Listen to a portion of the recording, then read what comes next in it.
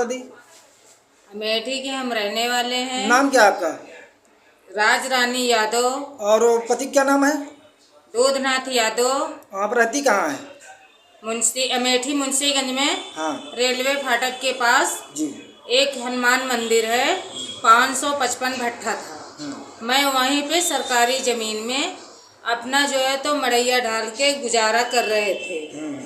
हमारे जो है तो बच्चे 2 हैं और हम अपना गाय वाई पाल करके वहीं पे गुजारा कर रहे हैं। वहाँ पे कुछ लोग जो है तो आ करके आपत्ति मचाने लगे। आज 4 साल से बराबर मचा रहे हैं, मगर हम इस चीज़ को नहीं कहते थे। हम कहते थे कि एक गम में 1000 बलाइयाँ टार दें। मगर वो जो है तो अंबर लाल सचिवालय में नौकर है, उनकी बीवी जो है तो वो पुलिस में है। वो अपनी बड़प्पन दिखा करके हमको जो है तो धमकियाँ दिए।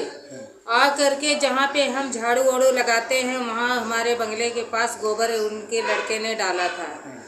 आदेश और संजू गोबर डाला था, तो हमने जो है तो उनको उठ करके सुबह मिनाह किया। हमने कहा भैया ये गोबर आप क्यों डालते हैं, हम यहाँ पे हम मंदिर पे साफ सफाई करते हैं। तो उन्होंने कहा कि क्या यह तुम्हारा कब्जा है? तो हमने कहा ये कब्जा किसी का नहीं है, ये सरकारी ज़मीन है। मैं किसी की ज़मीन में तो परेशान नहीं कर रही हूँ, मैं अपना खुद दूसरे की ज़मीन में कंडा पातती हूँ यहाँ पे सफाई के लिए। उसके बाद उसने जो तो हमको ढकेल दिया, हमारे चोट लग गई थी, तो हमने जो तो उसको भी अपने आप को हुआ किया। उनके पिताजी आए, पिताजी उनके उल्टा सीध बकने लगे, तो हमने 112 नंबर मिलाया। 112 पुलिस गई तो पुलिस इंक्वायरी किया। पुलिस ने बोला कि ऐसा है, देखिए ये गोबर हटा दीजिए, ये गंदगी का काम है। तो उन्होंने जो है तो कहा कि ऐसा है तुम चुप्पे रहना, ये गंदगी नहीं है, ये हम किसी का ज़मीन नहीं है, इनका बंगला हटाया जाएगा।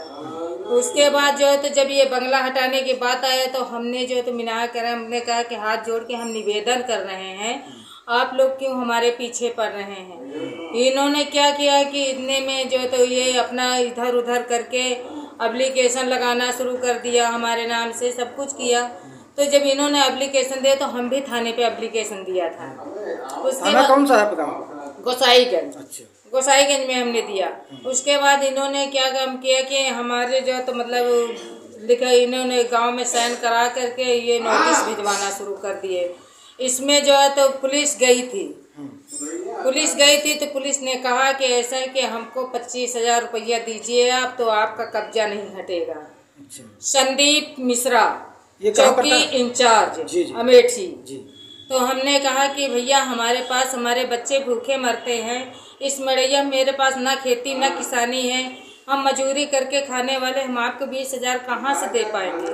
तो 25,000। तो इन्होंने कहा कि चलो अच्छा हमको 20,000 देना, 20,000 देना, हम 20,000 से अपना जो तो तुम्हारी मड़ैया के हुआ करा देंगे, नहीं हटाने देंगे, और यहाँ जो तो तुम रहोगी। तो हमने कहा हम 20,000 रुपये नहीं दे पाएंगे। तो कहा कि 20,000 नहीं दोगे तो फिर तुम्हारा मड़ैया हटेगा। नेकपाल पटवारी सब लोग पहुंच गए वहाँ लेकर के नोटिस।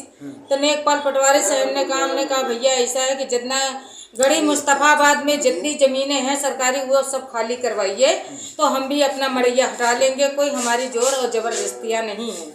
तो नेकपाल पटवारी कहा कि ऐसा है कि तुम अपने काम से काम रखो। तो हमने कहा कि काम से काम क्यों रखे, सरकारी ज़मीन है तो सबकी है, कोई हम ही भर तो रखे नहीं हैं। वो नेकपाल पटवारी ने नोटिस दिया। पुलिस वाले जब यहाँ से फिर पहुँचे, पुलिस वाला कहा कि हमको 20,000 दीजिए तो वहीं जो तो हम तुमको ये नोटिस हटवा देंगे। तो हमने कहा उनको 5,000 रुपया, हम अपनी अंगूठी और अपने मंगलसूत्र धर करके उनको 5,000 रुपया दिया। संदीप मिश्रा चौकी इंचार्ज को हमने 5,000 रुपया दिया। हमने कहा भैया अब इससे आगे हमारा काम नहीं हो पाएगा। फिर भी संदीप मिश्रा जो तो वो एक भी नहीं माने। उधर मिल करके वो जो तो नोटिस बनवा के हमारे नाम मुकदमा दायर कराने की कोशिश किया। फिर से नोटिस नेकपाल पटवारी फिर से गए थे। उसके बाद मेरे पति का धमकियाँ दिए, कहें कि नहीं तुमको हमने जेल करा देंगे, ये जो है तो तुम्हारे नाम मुकदमा कराएंगे, क्योंकि तुम सरकारी ज़मीन में कब्जा करे हो।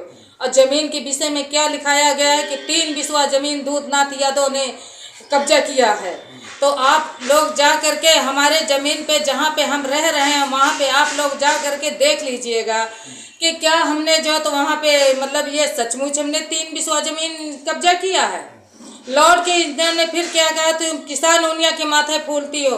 हमने कहा मैं किसान यूनिया के माथे क्या फूलेंगे, मैं तो ये गरीब हूँ, मैं गरीब हूँ। गरीब महिला को आप सताते हैं तो ये ठीक नहीं है। मैं रोई भी, गिड़गिड़ाई भी, मगर मेरी कहानियाँ कोई भी नहीं सुन रहा है।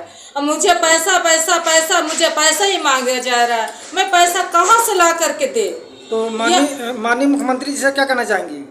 मैं यही कहना चाहती हूँ कि आप मुख्यमंत्री साहब जो तो आ करके इसको न्याय करें। ये न्याय मैं मांगना चाहती हूँ। मुझे जहाँ बताए मैं वहाँ रहूँगी।